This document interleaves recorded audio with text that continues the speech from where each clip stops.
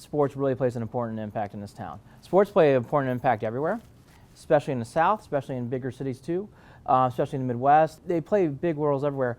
But in Cleveland, I think at times, I don't know if there's really an attachment to things, meaning I think in Detroit you think of cars, you know, New York bankers and Wall Street, Hollywood, you think of films in LA and that kind of stuff. So in Cleveland, even though they have great insurance here, the Cleveland Clinic's wonderful, there's a lot of good things going on here in Cleveland. Don't know if it has an attachment. I've always thought sports has been that attachment. That's why I think it's such a rabid topic for fans. I'm one of them. I mean, I was born here and I lived through all this stuff. That's why I think at the end when these things don't work out, they hurt so much.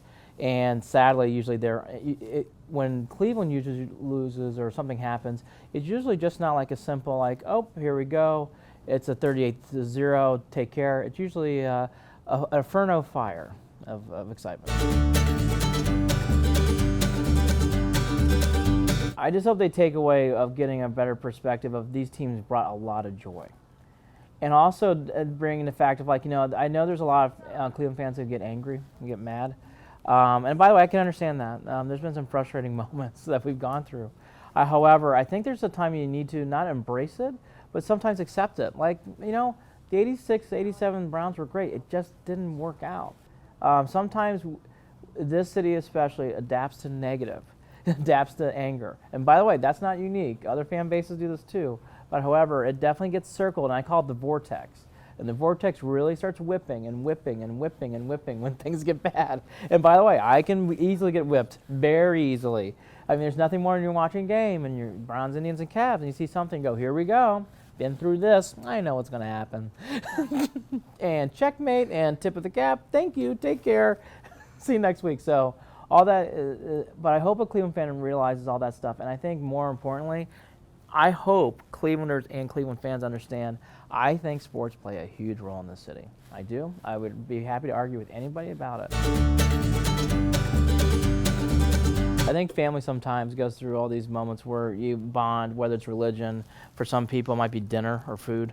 I think for some other people, it's alcohol. I think for some other people, it's games or whatever else, not just sports or games. I think in family, sometimes it's over sports more than others. I know I text my brother and my dad and my mom, usually over a game, and then midway through the conversation, they go, how's your family doing? I'm like, that's a good question. They're doing good.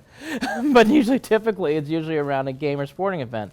And even though we don't live close to each other anymore, me being in Connecticut and they being in Ohio and one's in Denver, I mean, that's how we usually bond. It's usually over a game. It's usually like, did you see that shot? Did you see that play? And all that other stuff. I think family brings a big part of this film too, because again, I think there's a lot of people that sometimes you need something to get people back together and talking again. I think Cleveland sports plays a huge role in that. It's going to be emotional. I'm actually having a hard time dealing with it right now. To be truthful, I'm holding it in. I think it's going to be great. I think I'm going to have to really breathe it in. For people who don't know me, this means a lot to me. This means everything to me. I'm getting phone calls, text messages in the last 24 to 48 hours from people I haven't heard from in a long time. Just reminding them of who they are to me. So it means a lot. I hope people really enjoy the film. I really enjoyed making the film.